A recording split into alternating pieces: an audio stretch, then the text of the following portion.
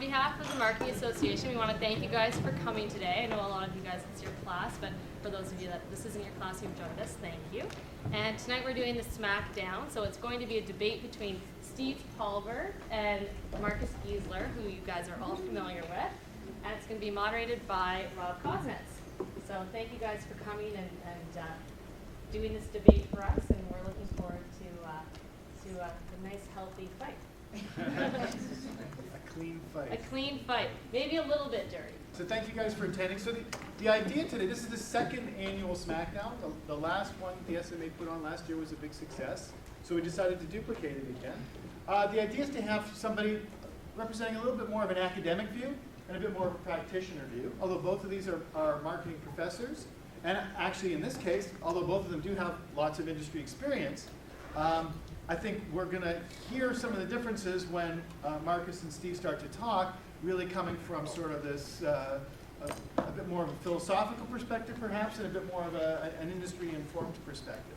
So there's a lot of interest and a lot of debate, a lot of churn around intellectual property rights and how they've interacted with the reality of the internet and sharing. Markus has done a lot of work on Napster. Actually, that's how we first met. He was a master's student doing work on Napster and on peer-to-peer file sharing. Steve has been very involved in this world, both as a practitioner and as someone who's involved in some entrepreneurial ventures. So they're both very well acquainted with the challenges that the internet presents to intellectual property rights, particularly in the realm of music, but overall in the entertainment industry, which really has been Napsterized throughout. So intellectual property rights are really important. We're hearing about it in the news constantly with SOPA and ACTA and all of these acronyms for different things that are going on. What's going on? Let's get informed, and let's also learn about it through a healthy debate, which is what academia is supposed to be all about. So the question I've posed to these two gentlemen is a simple one. Simple on its surface, but deeper, I think, as we explore it, it's got a lot of deeper implications. And the question is, should music companies try to enforce their intellectual property rights over consumers' sharing of music, or has that battle already been lost? And there's a lot of facts and statistics we're going to bring out. We're going to talk about whether that reality is over or not. So on the yes side, saying that we should enforce it is Professor Giesler, and he's going to make a statement first. Next, on the no side, saying that no, we shouldn't enforce it. You gotta hold on for a second. It's Professor Pulver. So we're going to start with about a 3 to 5 minute statement by Professor Giesler, followed by a 3 to 5 minute statement by Professor Pulver. We'll get a 2 to 3 minute retort by Professor Giesler, by Professor Pulver, and then I come in and. Let me just point out that, of course, this position that I'm unpacking and explaining to you is not necessarily kind of a fundamentally personal view. It is that we just want to create some tension to go into this debate. And of course, one can also have an opposite standpoint and say this shouldn't be enforced. Now, why should it be enforced? If you consider the fact that this battle is actually not a very new battle. It's a battle that's been going on for 350 to 400 years, with early Renaissance artists and the more technological side inventors and then later publishers entering the stage. We owe the very existence of the music market to the fact that that battle has been going on for such a long time. So no battle, no market. Markets are compromises, and compromises are always forged between opposing stakeholders having fundamentally different economic and social interests. Now, in our case, it's like, of course, obvious that consumers have a very different interest than the industry side, or artists for that matter, and later on, a whole industry developed around the artists. So, I can only, it's only natural to assume that that group of stakeholders has the interest in enforcing IP. Just to give you an example of why we should still enforce these copyrights and why this battle is not over. There's every 8 years we come to the point where we think the genie's out of the bottle and that's the end of the music market. Now the interesting thing is it's been going on for centuries like that, and for some reason people died, but the music market never died. So that should teach us a lesson or two.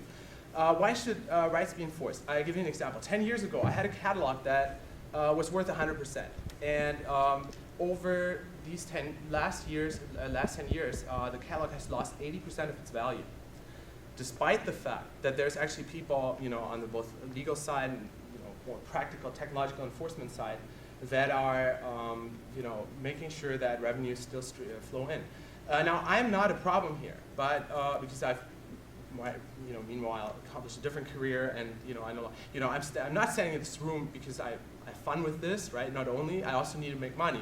And one of the reasons why I had to switch gears is because, of course, the catalog was no longer worth anything. But think about artists, important stakeholder in all of this. Artists are actually the source of culture, creativity, and imagination, making sure that you not only listen to music, but also that you have a textbook and knowledge in front of you. Knowledge that you can enjoy in a classroom, somewhat to be negotiated, kind of structural setup and relationship. And it takes a lot of time to write a book. It takes a lot of time to compose, write an article, write a song. And right now, this is the way in which the market is constructed. That artists make the majority of their money through intellectual property, royalties. And even though we are, of course, hope to have this utopian future, we were thinking 8 years, 10 years ago, wow, we'll be like, now with Napster, we'll have a post-IP music market. That future hasn't kicked in, at least not for now. So the result will always be compromise, and the compromise is always a situation where intellectual property will be part of it, at least as far as I can see it, for the next 100 years. And I know that doesn't give me much applause, but, See, I could listen to Markus talk forever because he's right. The issue isn't whether they should enforce it or not. I argue that they should not. The issue is, if record companies enforce the IP right and still remit no money whatsoever to the artists, what difference does it make whether they do or not? Let's take a survey. Tell me all of the artists you heard of in your entire life that protested that their music was being stolen. Metallica. Next artist, please. Prince? Actually, he hated the record companies long before they were stealing his music on the internet. But that's a pretty short list. Courtney Love? Does she make music? Sorry, I shouldn't editorialize. Where I'm going with this argument, by the way, is such a low percentage of artists ever received any royalty payments from their record companies because of the onerous deals they were forced to sign in the old world model. And I can explain that to you a little later if you like. Ultimately, what happened is if artists were given a choice, and the choice was as follows: the entire world can hear your music and you receive nothing, and you can own it. Or record companies can own your music despite the fact you might have already paid for it or paid them back for the money you loaned it to you, and you'll never see a dime from it, and 50 to 100,000 people will hear it. Which would you prefer as the artist? And if the answer is, I'm going to make nothing and everybody can have it for free, or I'm going to make nothing and the record company owns it, why is the artist, why do I care? And as Markus says, and I totally agree with him, the record companies, he didn't say it, I'm going to interpret it. Record companies and the IP rights holders are simply constructs of the old world model that were acquired in order to act as the filters so that the property got from the artist to the audience, which was us. The new world, whatever it's going to be, is going to dictate what that intermediary is. Like if you think about it, record companies have no role anymore. What did they used to do? They got music made meaningful by getting it played on the radio. Who cares? They got records put into stores. Anybody seen a record store in the last couple of years? I can't even find one if you look real hard. And then finally what they did was they collected money. Well, now you got a billion different sources to make it meaningful, the web to make it distributed, and companies to collect money that haven't actually invested in the creation of the products so they don't create an onerous deal. So ultimately, I'd argue, there's going to be some new world order of the intellectual property rights and income distribution, but record companies are like appendixes. They got no purpose whatsoever anymore. Okay. You can, go ahead. Come back. Okay, this is the kind of activist oversimplification that makes this discussion so difficult, because of course at any point in history we have voices saying that this is the end of business as we knew it, right? This is the end of the recording label infrastructure or structure in society, and structures are not disappearing overnight. you know, it's not that the 1% is stopping to control the 99% at Wall Street right now either, no matter how much activism we engage in. On the other hand, the activism does have a role in changing structures over time, but in more sort of complex ways. So, you know, new forms of discipline give opportunities to new forms of resistance, and I think labels are still, and you know, the lobbying of labels around the Recording Industry Association of America, it makes me nervous that you stand behind. Sorry. There were no weapons. I checked them on the way. You know, God knows what the guy's doing. Yeah. So, you know, record labels are a presence even today. No matter how much we rhetoricize them away, no matter how much we will vilify them. As an artist, 9 out of 10 cases, if you're up and coming, you want to sort of, you know, make a living off of your profession right now, there's still no way around a record label. Those who have been in arts media context before know that very well. There's also this, you know, this idea that, you know, which is not even factually correct, that artists get nothing, so you know, it doesn't really matter who steals it from them. That is not a good basis for you know, a more symbiotic relationship between consumers and producers when it comes to the value of music. I just want to point that out, and maybe Steve can say something about that. Well, if you'd like, I've prepared a spreadsheet that demonstrates the problem with the old world record model. This was the essence of the old world model's record deal.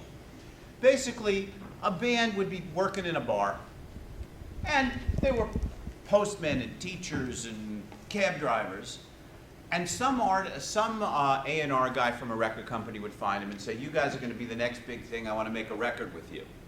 So the deal worked something like this.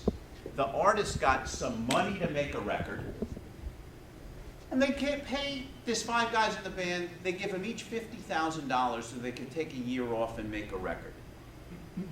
And then they would spend $10,000 a song recording it in a nice studio, and another $10,000 a song having a good producer produce it. And then they spend another $5,000 a song having some famous guy mix it. And they'd make 3 videos, and it cost $850,000 to put that record out. And then what would happen is the way the deal with the record company works was, "Hey artist, I'm going to lend you this $850,000. And you're going to earn a royalty of $1.25 a unit. And by the way, while you're earning your royalty of $1.25 a unit, I'm making $6 a unit for every record sold. And you know how you're going to pay me back that $850,000 I lent you to make your record? You're going to pay it out of your royalty stream, $1.25 at a time. And by the way, after you sell your 600,000 odd records to pay me back my $850, $1.25 at a time, you know who owns the record? I do. Imagine spending your whole life paying off your mortgage, and you go to your bank, and the bank says, "Congratulations, your mortgage is now reduced to 0. How do you like living in my house?" And that was the problem with the old world record deal. And what I like about this is I think all we are is we're just a little casualty in the long-term future of what the IP model is going to evolve to. Because the record company, really, anybody have any problem getting all the music they want no matter what? All it's got to do is be monetized properly so the artist doesn't get screwed. Because it's all about the artist. The record company, as I said, it was the world's last construct. So, if I could just follow that up. Sure. Thanks.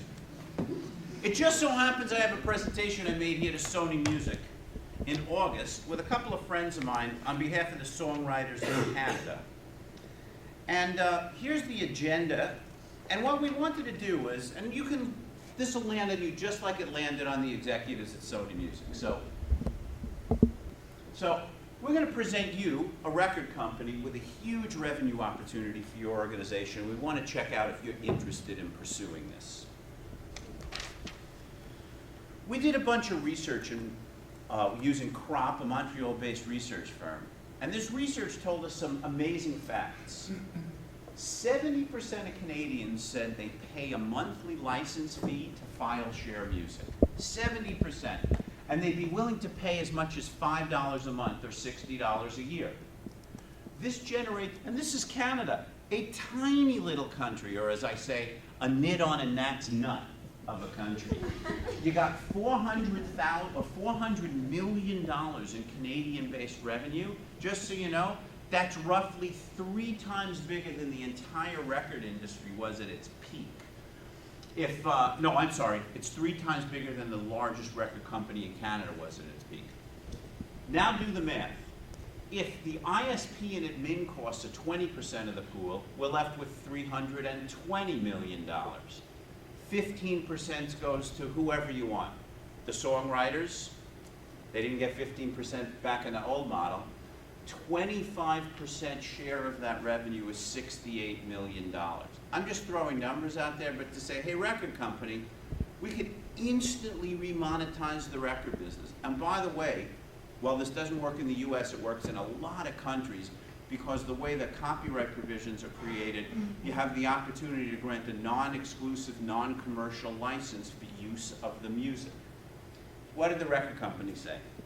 The record company, better yet, you know who owns the revenue stream? Not Apple, not Google, not Amazon, our business. And in fact, there's entities like Resound or Big Champagne out there collecting royalties and figuring out how to distribute them. Anybody want to know how this happy tale ended? Oh, did I mention this? We presented it to Bell, to Telus, Shaw, and Rogers. What did they say? Go do it. Of course, because there's all this money in it for them, and they control the revenue stream.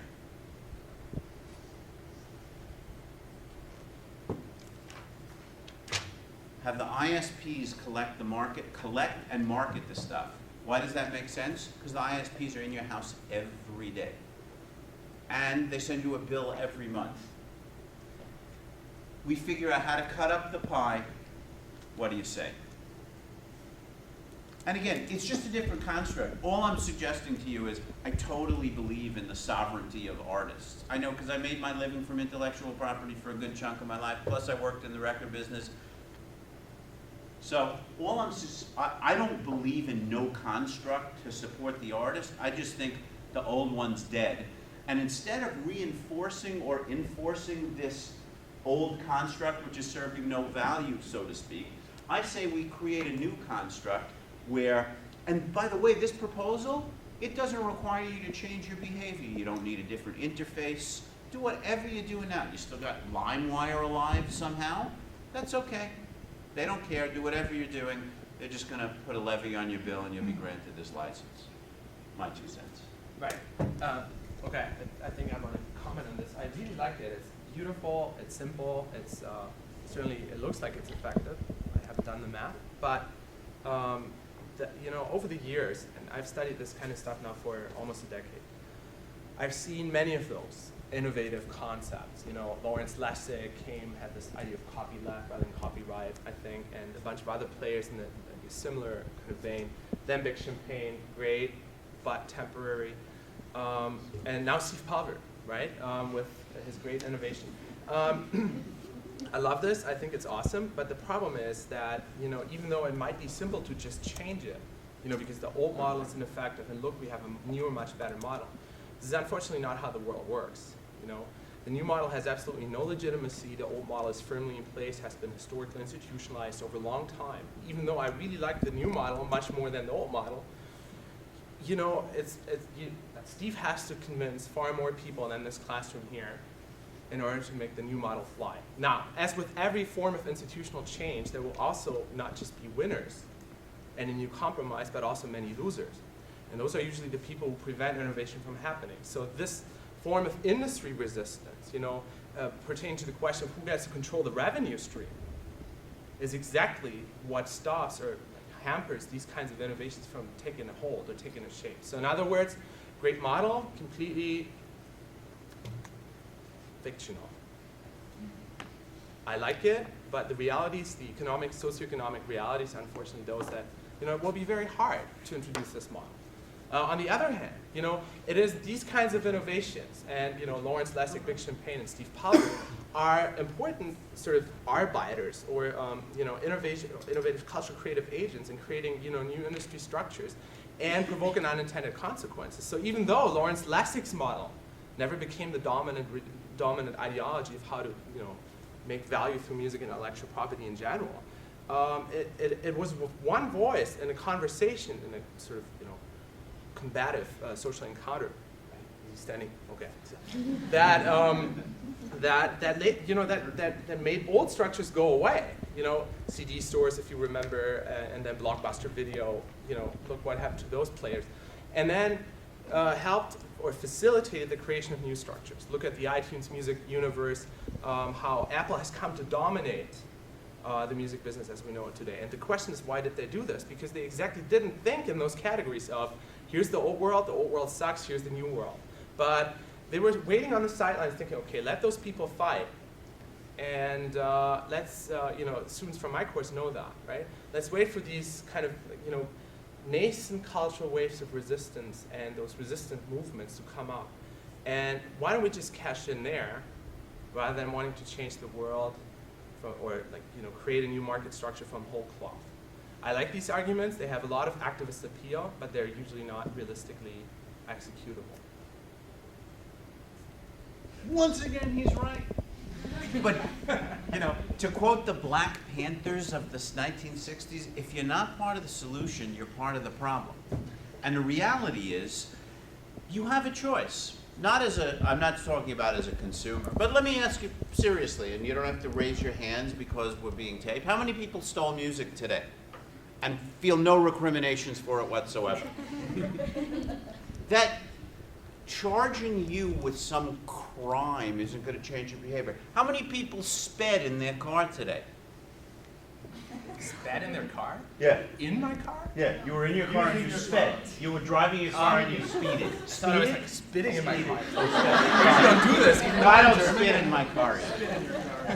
No. Okay. All I'm suggesting is there's some acts that are such a part of your daily life that trying to enforce them.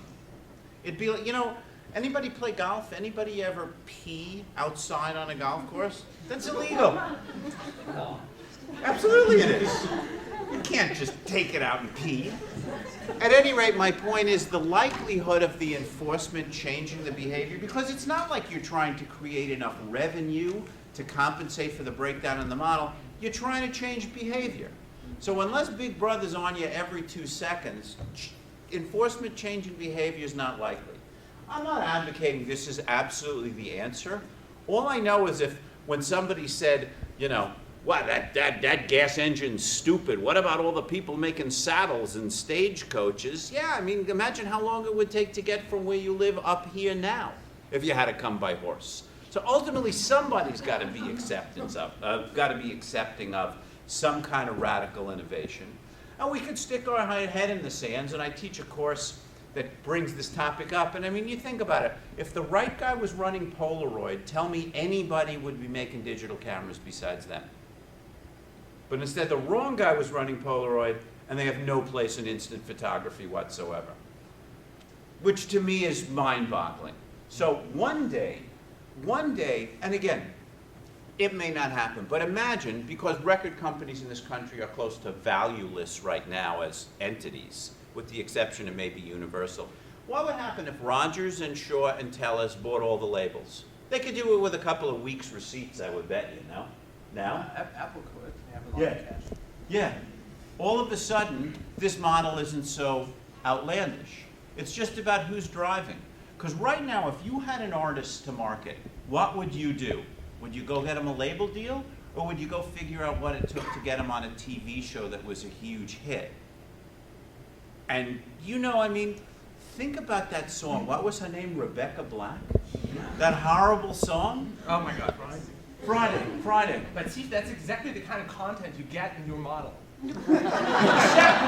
Right, but Wham was good.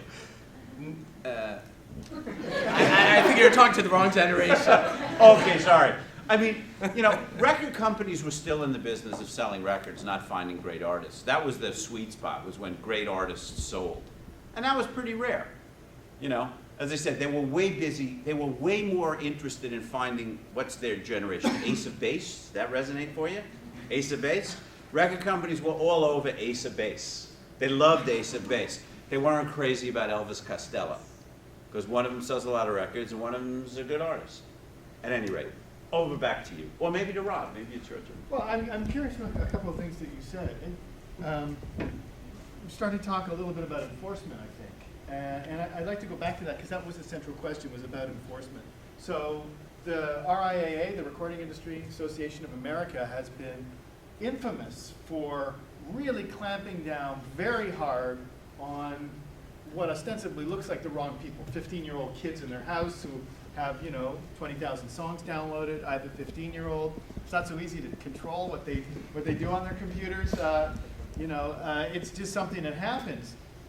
Do you think, I'll direct it to you, Markus, because you seem to be arguing. You haven't addressed Steve's point directly that part of the problem right now is that the record companies don't really create value, that they're not really doing things. They used to create value.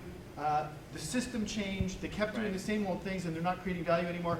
Now one of the things that they've done is they've banded together and said, please enforce those old rules because we're not making the money that we used to.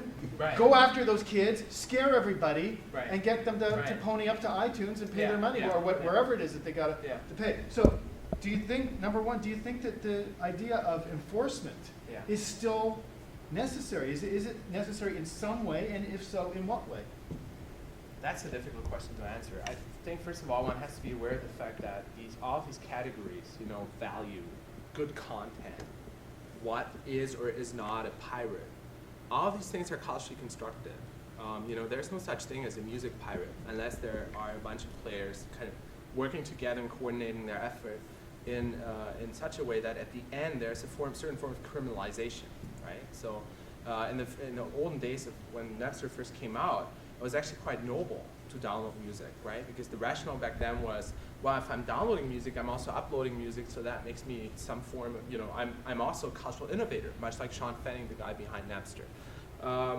Now, my point here is it's all rhetorical, right? So both sides of the debate have certain kind of interests, and they rhetoricize and construct their points in such a way that in the end, they come out as having the moral high ground. So, actually these more sort of legal practices of suing children, suing older people. That's in the way you presented the argument already. That was kind of rhetorically biased in such a way as to make it look, as if these are really terrible monsters. And it reminded me a lot of my informants that I had around, let's say, I think 2004, 2005, when the first Warren Music downloading, under the new downloading regime, went into its redress phase, right, where the labels, back then Hillary Rosen was the Recording Industry Association of America president, went out and sent a gazillion cease and desist letters randomly to people. They had various law firms working on that. And, oh my God, big outcry on the activists in Frontier. And my activists back then told me, this is like similar to what you just said. This is a sign of an industry that has become obsolete. Nobody needs them anymore. Sooner or later they will be dead. And what a pathetic thing, like a kind of very, peacemaking rhetoric on the side of the activists. Well, two things are important to remember. Record labels are still here, despite these predictions. And by the way, not just activists, but a lot of intellectuals made those same predictions back then. They're still here, for better or worse. And then second of all, these very rigorous forms of these very radical legal countermeasures actually had the effect of curbing illegal music downloading and also of driving consumers who suddenly became scared, because back then, before that, they had been arguing, well, nothing can happen. We're on the side of the future here. Music downloading cannot be attacked, cannot be killed. Label owners, go away. Well, no. Actually, it did work, and that actually, washed a whole slew of consumers into the hands of iTunes, if you remember. Those students who were in my course remember that we talked about that. In other words, even the most brutal forms of lobbying, and SOPA is one of those examples, do have a disciplinary effect. Now, is that a fair thing to do? Is that an ethical thing to do? Is that an action that instills trust? I doubt that very much. But since when is trust the basis for a good customer-brand relationships on an industrial level, right? The relationship metaphor is completely overrated. So, in as much, in other words, to summarize this briefly to Rob's question, in as much as these really brutal measures created a lot of unrest and frustration, they've also created new market structures, and an iTunes universe and a bunch of other players, SoundCloud was mentioned previously, that actually benefit from these really aggressive measures that were taken by others. So, it's a give and take with structure changing slowly rather than, oh, this is unethical, right? The moralism is on both sides in a way. It can be constructed in such a way that it looks really moralistic and righteous from the industry side to intervene because, the artist is this poor little vulnerable creature that needs our support. But also from the activism side, it looks really, really noble and righteous to fight. It also looks really noble and righteous to fight on Occupy Wall Street right now. So, these forms of activism and these forms of industry intervention both have identity value. And that speaks to my earlier point that, it is an evolving compromise where, this is just one, but an arguably very aggressive weapon to make people move into a certain direction. So ethically, I don't like it. Analytically, it doesn't surprise me at all. So it seems to me, Steve, that you're also coming from a perspective with your $5 person per month model that says we can guilt these guys out because they know at some level that it's wrong. Otherwise, why would we get them to pay anything? There has to be some morality behind this model that says you're taking something, someone made this, you owe them something, you've got to pay. If you don't pay, there's something, you've done something wrong. I mean, that is the basis of your model. It's something that says enforcement. And I think the underlying thing here is if you don't pay, but it's something's going to happen. It's deliberately toothless. In other words, there's no obligation, there's no nothing. Hey, it's like going to pay what you can theater. Or when Radiohead put out In Rainbows. Yeah. What did they find out? 30% of the people paid an average of $2 a unit, which actually was in excess of what their ongoing royalty rate was during their entire career. Yeah. How many times did they do it though after that? They didn't. But they keep going out with different models and different models. But The Grateful Dead, I mean, literally, those guys were worth hundreds of millions of dollars, and they encouraged you to bootleg their records live. And lately took it back. Did you see that? No, They I didn't know. reversed, yeah. Oh, really? I think it was a Garcia idea. I'm sure it was a Yeah. Garcia Yeah. idea. They took it back now. We can't trade that stuff. Yeah, it So- could very well be. So but you're saying to us, I think, that you don't care about enforcement. I think the answer is give, and again, I'm only talking about in the context of the shape of the industry. Believe me, I'm really glad as a taxpayer that if you don't pay your taxes, you go to jail. That's a good thing. Otherwise, we would all be, crawling through slop and stuff like that. But as far as IP now goes in its evolution, I think giving you an opportunity to easily pay for what you value, or if you don't value it, nobody's coming after you. What I'm suggesting is, I believe in the model I'm proposing, that there's enough people that would see enough value in it that could totally remonetize the industry. Because the scary thing for me as a fan of the business is, tell me what mechanism's in place for artist development now. See, I think that's the irony of the whole thing. I think that all of these artists that were glad to see the record companies go down in flames are now terrified, or at least their managers are, because nobody expected this to destroy the entire fabric of the industry. But if you got a new act now, well, let's put it this way. Old world, you had a new act, you were looking for a label that had a pedigree of breaking acts that had sounds like yours. Now you have a new act, you got no place to take it because the infrastructure's crumbled. And I just find it ironic because really, record companies were really good at making artists famous. They just weren't really good at making them rich.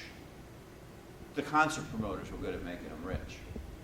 So if we take a look at artists who've made it in the last few years, Justin Bieber or something on that scale, haven't new artists themselves stepped into the role of the old record companies and financed newer artists and mentored them themselves? And in fact, in the old world model, they would have probably signed them to their label. Yeah. Well, some have and some haven't. Some have, right on, some have and some haven't. So- Yeah. And all I'm suggesting is it's an alternate. Is it the answer? No. I don't know. I don't think there's really a clear-cut answer. But if I did really, I would probably spend all my time doing that. I just don't think punishing people for doing something that artists don't object to may not be such a good idea. Imagine, just one final point. Instead of being threatened by the RIAA, especially with today's technology, imagine if the leader of your favorite band sent you a personalized message that said, Alex, I don't know if you know this, but my drummer can't make a living. And if you could just pay for every one of the songs of mine you downloaded, it would help us make our next album and maybe help him feed his family. How'd you feel about that? As opposed to, and the fines will be, and you know, the next thing you see yourself is on the news with your hands over your face. I just propose that as another option. And it's wonderfully nostalgic and also very romantic. It makes me think that, you know, the only thing that's missing is the fireplace in the room and 2 big armchairs for us to sit and discuss this further. I know and understand the value of these arguments, and I myself tend to think this way. You know, if only the world wasn't like it is, right? But, you know, what matters for you the most is, and that's actually quite a serious concern of all of us, right, since we're professors. And now we had artificial roles that we took, so, you know, now I'm actually... You're dropping the... Now I'm like throwing the mask away, and, okay, you know, right. and now I'm actually delivering my spiel for the Teaching Excellence Award. No. What I want to say is the following. You know, what matters for you guys... No, we are, like, as the provider of education here, and Schulich, you know, you didn't come to Schulich to kind of, you know, hear good stories. Now we kind of make up stories, and, you know, let's not do this for a second. I think what matters the most is that wherever you end up, you can do the best job possible. So you may actually end up on the industry side. Now how does, you know, in that sort of side of the room, your goal will be to defend historically institutionalized interests. You know, and having this understanding of, you know, the world could be so good that in actual fact we could just tomorrow innovate the music industry in such a way that nobody will be hungry anymore and everybody will be happy. Might or might not be you know, may actually be right or wrong, but, you know, that's actually not the kind of philosophy that you are acting as an agent for. So you need to know and understand what it takes to create a certain form of legitimacy and influence for an idea, even though that idea may, you know, maybe, as Stephen said, you know, generically or inherently kind of amoral or moralistic. On the other hand, you may also be ending up on the activism side. You know, maybe you are one of those people at the Electronic Frontier Foundation tomorrow. So you will have the same goal, but you're just working for a different camp. So how do you make way for this new world in which, you know, consumers have more rights and have more freedom? So, you know, why don't we just, at this point, move the discussion a little away from, wouldn't it be great to have this, that, and the other thing, to how do we actually do this? You know, how do we actually, you know, influence generalized perceptions in favor or against a specific cause, so that in the end of the day you have like your top 3, top 5 tools or whatever, that, and we all know what some of those tools are. We come from different sides of the room, and of course, you know, as such we bring with us different theoretical and institutional innovations, so that in the end of the day you can actually benefit from these shifts, rather than standing there and say, damn, I wish it would be so much different than it is today. So, I hope you will all, you know, nominate me. No. No. Well, I actually want to open it up to hearing from you guys. So we've got 15 minutes left in this discussion. So my question is for Stephen. To me, part of the role of music producers is to provide a filter. So I am a very average music listener, and I look to producers to say, here are 100 artists that you should listen to, and within that group of 100 artists, I sort of pick and choose what I like to listen to. And in your model, it sort of seems like it's a bit of a free-for-all. And, you know, every garage band, every, you know, Friday night bar band is gonna have their music out there, and I don't have the time or the patience to sort of filter through everything and determine what I like. I like the fact that the music industry sort of filters that a bit for me. So how does that piece sort of fit in to what you're proposing?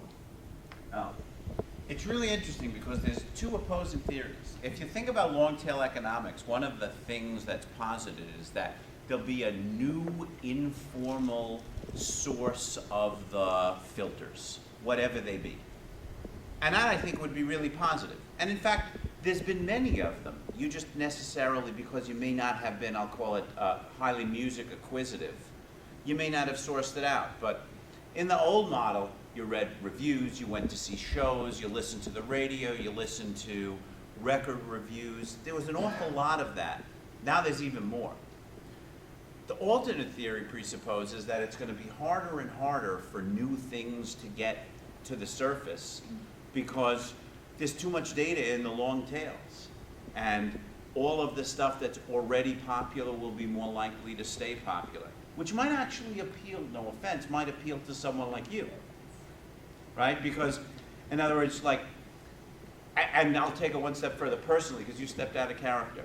How do I get my new music every year? Really, I do two ways. One, I go to rock festivals all over the country. And, you know, the next one I'm going to is in April, and I'm going to see 120 bands in 3 days with my kids. And I'm going to find 10 or 15 bands I can get into for the next couple of years. So there's mechanisms out there if you're music acquisitive.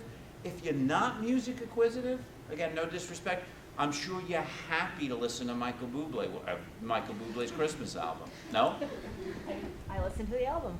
Nothing wrong And with that. Adele, not that Adele can't sing, but everybody knows Adele, right? She's on the cover of Newsweek. Well, by the way, you know, Michael Bublé, Adele, John Mayer, these are artists who've grown up with a more traditional model and background.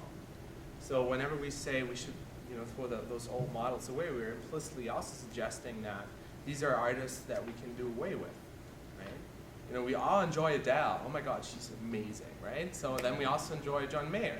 But then we also protest against the record labels, the same labels who have built those artists. So there's also a bit of irony and bigotry in the debate, right? It's not surprising, and there's also nothing wrong with that, because as we all know, identity work is all about, you know, bringing together seemingly oppositional elements and storylines and so on. So let's not forget that as well. There's a lot to be gained from being against record labels because they just suck, even though we enjoy their product every day. Other questions? Yeah. This is for Pulver. How do you realistically? We're already in a last name basis. So how do you realistically propose music companies to motivate people from stop downloading music for free when it's already such an easy, accessible way? I was honestly kind of surprised at your number, the 70% figure, because I download music for free and I probably won't pay for it, and I know a lot of people feel the same way. So, and also there are so many internet companies that are providing free music, and how do you dismantle that and You don't, in change this fact, my model? argument is that you don't change the structure one iota. I put a box on your bill that says, would you like to pay this much money in order to make sure that the artists and the songwriters are compensated? That's the entire exercise. Total cost of that initiative would be what? Negligible? Putting the box on? Yeah. Negligible. So that then you collect money, and if you have money to distribute, you figure out how to distribute it. That's my only argument. In other words, right now, what your proposal is to the record labels is, hey guys, I'll even run the revenue stream through you if you'd like. You just can't collect it first. And all I'm suggesting to you in a model like this is, nobody's behavior is, I'm not asking you to change your behavior one iota. All that's going to happen is your bill's going to increase some. And if you don't want to do it, you know what happens to you? Nothing. So I'm still kind of wondering, what's the motivation behind getting people to do that? Nothing other than you think that it's fabulous value and you'd like to ensure that the artists and the songwriters that make the music that you enjoy are compensated by you for it. No other motivation whatsoever. Much like in the same way, and again, I'm not suggesting it's directly analogous, but I'm going to propose it to you. You're walking down the street and you find a wallet. And in that wallet is somebody's ID and $500 in cash. Do you throw out everything and put the cash in your pocket? Do you return the wallet, put the cash in your pocket, and say, you know, wild, I'm sorry, there was no cash in it when I picked it up? Or do you phone the guy and say, I just found your wallet with $500 in it, if you can come get it, it's yours? That's all I'm saying. I don't see how it's any different at all. Markus talked about how enforcement could change the mindset of people by fearing them. Do you think that, I don't have much trust in ISP companies, and you probably saw that there's an image that's circulating over the internet and you're buying bundle of websites, right? So do you think that by asking ISP companies to put a box where you can tick music, the next thing will be, oh, would you like to pay a bit more for videos? And then, oh, would you like to pay a bit more for newspaper content? And in 10 years, instead of asking you, oh, would you like to, they'll say, well, you have to pay more for music, for videos, for text. Yes, I do. And I'll even go one step further. I have a place in the US, a summer house, and virtually every public utility bill has a box. Would you like to donate to this charity, to this charity, to this charity, to this charity? So not only do I think it will, I think it should.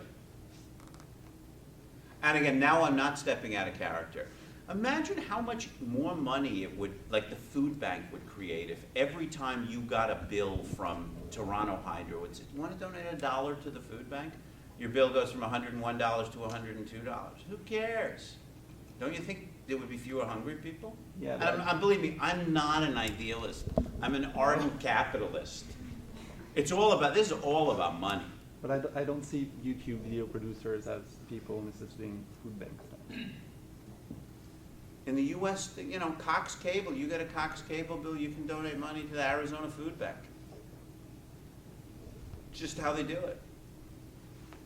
Sorry, Steve, isn't your point a little contradictory? Yes. Wouldn't you want to actually have people imposing laws so that you're actually guilt-tripping people to check that box? Really? Maybe one day, but all I'm saying right now is I'm worried that what's going to happen is that business will be extinct as opposed to recapitalized. And before it dies, find a way to inject cash so that the people who allegedly know what they're doing will figure out how to restructure it. Because, you know, if you think about it, to me this is just another evolution. Like, and again, I'll go back to, in the 1700s, there was still copyright. And how did musicians make money? Off of sheet music. That's all there was. There was no LPs, there was no CDs, there was no player piano rolls. Right. Then at the turn of the century, there were player piano rolls. Then there were phonograph records, and then there were 78s, and then LPs, and then CDs or cassette tapes or whatever. And all I'm saying is, because there was a meld between hardware and software manufacturers of, they'll make a record player, they'll make a LP, they'll make a cassette player, they'll make a CD. Someone way smarter than me is going to figure out what the next evolution of remonetization is. But from my perspective, after having been around the business for a long time, this is just another evolution. We just broke the model for a bit. So if you really want record companies to stick around, how about giving them a way to do it, which would be, okay, collect some money, let them funnel through. I'm not a big fan of record companies, and I worked at one for a while. I owned one for a while, put out a bunch of different records, and made some money doing it. But if I can't add value, I mean, you look at that, right? Do you ever look at the mirror and go, gee, did I create any value for my employer today? Well, how many days in a row can you say that to yourself and expect to still have an employer?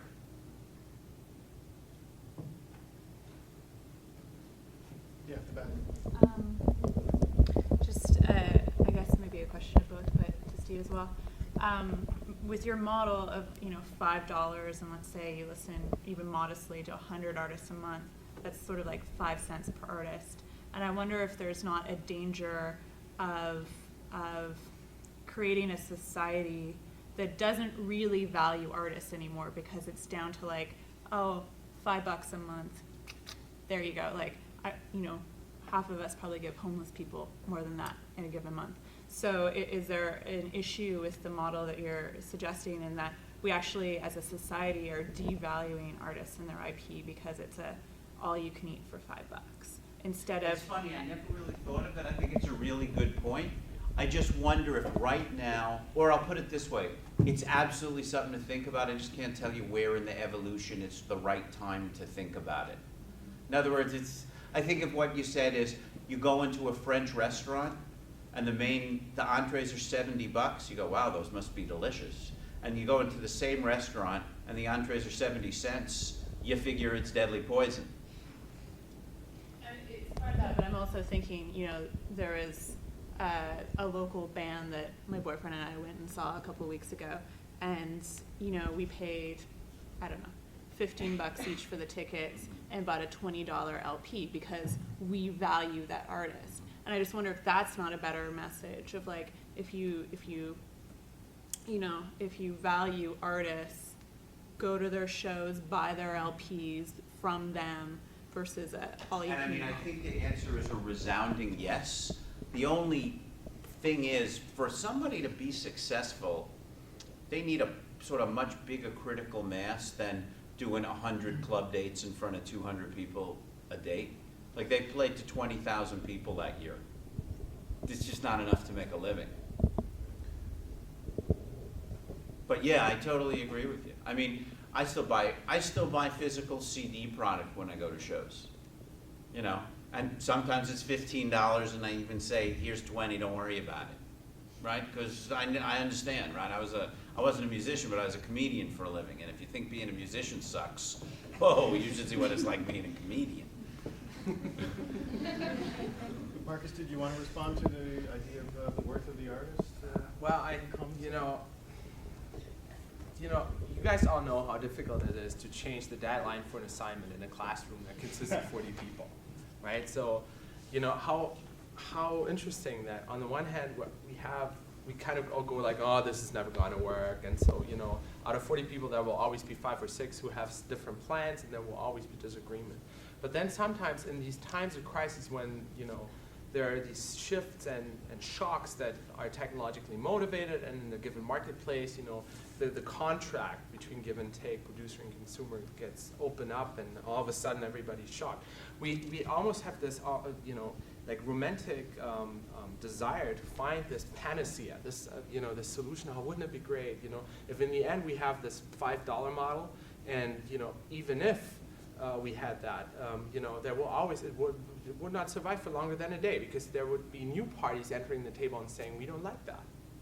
And so rather than, you know, the conversation will be ongoing. We cannot find, neither tonight nor in the next 100 years, a golden compromise between, you know, possessive, individualistic interest and social utilitarian interest. You know, and even though Steve's model is very social utilitarian in nature, and it resonates with us. We go like, oh, wouldn't that be great, right? So on the other hand, we know and understand it's never going to become a reality. So rather than kind of look for this ultimate solution, this panacea, and so on and so forth, why not kind of benefit from these little spaces that open up in the process? You know, when there's one thing we can learn from music market history and entertainment market history, is that people who really turn out to be the winners started out in really unorthodox ways, you know, partnering up with activists, for instance, rather than say, you know, we need to look for a new business model. All the intellectuals that have been proposing new business models, you know, wrote nice books out of it, and on Amazon then, you know, sold them, and it was really nice and cute to read them, but none of them has ever become transformed into reality. So I think that the real action for you is somewhere else. It's in these little kind of forms and movements of protest, and you know, what are people willing to spend in order to be a credible sort of, let's say, Occupy Wall Street supporter. You know, one of our wonderful doctoral students, Mandy Early, this is courtesy to her. She came back from Occupy Wall Street in New York. She did ethnographic research there, and she came with this wonderful little button: "Tame the bees, Occupy Wall Street." Okay, sell this. You know, sell this, and that's a new business model around a certain form of, you know, larger socioeconomic protest. But you know, will the 99% continue to control the 1%? Who knows, right? Other way around. Will the 1% continue to control the 99%, right? But you know, this is an example. These are being sold, right? And you see there's different forms of entrepreneurship emerging, and that's how Steve Jobs started. with the iPod, and then later on it blew up as well. So identity sells. identity, Resistance identity sells. value sells, resistance sells, everything sells, right? So by More or less. enforcing it, you create more value for it in some ways. That's what I'm getting from what you're saying. Well, I think, the structure evolves, but it evolves at a much slower speed than we want it to, first of all. And while most of us are distracted by wanting to reinvent the wheel, some other players are smart enough to see those little opportunities that come out of it. That's, I guess, my main argument.